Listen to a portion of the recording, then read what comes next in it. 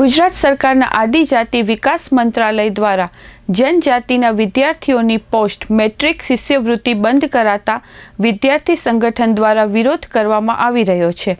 ભુજ ખાતે આજે કલેક્ટર કચેરી સામે દેખાવો યોજી અખિલ ભારતીય વિદ્યાર્થી પરિષદે તેઓની પડતર રજૂઆતો તરફ સરકારનું ધ્યાન દોરાય તે માટે આ દેખાવોનું આયોજન કર્યું હતું।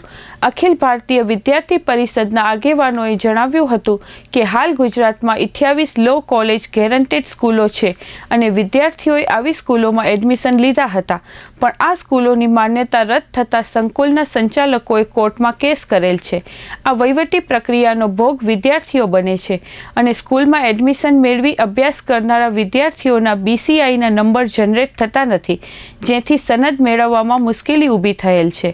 આ ઉપરાંત બીજા પ્રશ્નમાં આદિવાસી વિભાગ દ્વારા આદિવાસી વિભાગના વિદ્યાર્થીઓને અપાતી સ્કોલરશિપ રદ કરેલ છે, જેના લીધે જે વિદ્યાર્થીઓએ એડમિશન લીધેલ છે તેઓ મોટી ફી ભરી શકતા નથી। સ્કોલરશિપ નહીં મળતા સ્કૂલોમાં એડમિશન અટકેલ છે અને વિદ્યાર્થીઓના ભવિષ્ય અટકેલ છે, જેના વિરુદ્ધમાં આ આંદોલન કરવામાં આવેલ છે। અખિલ ભારતીય વિદ્યાર્થી પરિષદના આગેવાનોએ આ અંગેની વિગતો આપી હતી। મારું નામ જય આહિર,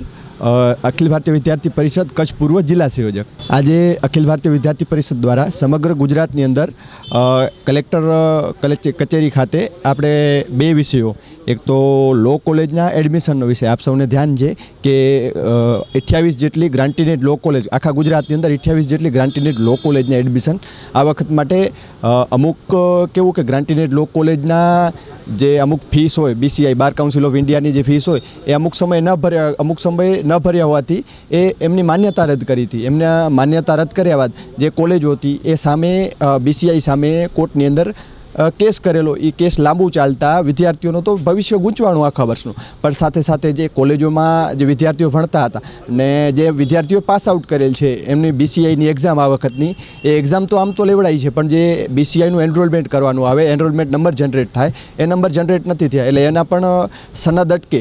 એવું દેખાઈ રહ્યું છે ને એના ભવિષ્ય ઉપર તો હજી પણ પ્રશ્નાર્થ ચિહ્ન છે। અને બીજું વિષય આપણું ગુજરાતનું આદિવાસી વિભાગ છે એ દ્વારા એક પરિપત્ર કરવામાં આવ્યું। એ પરિપત્રમાં આદિવાસી વિભાગ જે પહેલાં સ્કોલરશિપ આપતું હતું એ સ્કોલરશિપ એ પરિપત્ર બાદ રદ કરવામાં આવી। એ પરિપત્રમાં એવું ઉલ્લેખ કરવામાં આવ્યું કે સ્કોલરશિપ રદ, પણ આ પરિપત્ર ક્યારે કરવામાં આવ્યો તો આપણા જે આ વર્ષના એડમિશનો જે આખા એડમિશનો હતા એ બધા એડમિશનો થયા ગયાના 3 મહિના 4 મહિના બાદ આ પરિપત્ર કરવામાં આવ્યું। કારણ કે જે આપણા આદિવાસી વિભાગ, આપણે આદિવાસી વિસ્તારમાં રહેતા વિદ્યાર્થીઓ છે, આપણે પણ ધ્યાનમાં છે કે એમની પરિસ્થિતિ એટલી સારી નથી હોતી અને સારી કોલેજોમાં 40-50 હજાર જેટલી ફીવાળી કોલેજોમાં એ ઘરેથી એટલી ફી ભોગવી ન શકે, એમના પરિવારની હાલત એટલી સારી નથી હોતી કે આટલી ફી ભોગવી શકે। તો એ મેઇન જે એડમિશન લેતા હોય સ્કોલરશિપના બેઝ ઉપર લેતા હોય કે સરકાર દ્વારા અમને સ્કોલરશિપ મળશે તો અમારું અભ્યાસ પૂર્ણ થશે, પરંતુ એ એડમિશન લીધા બાદ સરકારશ્રી દ્વારા પરિપત્ર કરી અને આ સ્કોલરશિપ અટકાવવામાં આવી। આ વિષયમાં પૂર્વમાં આપણે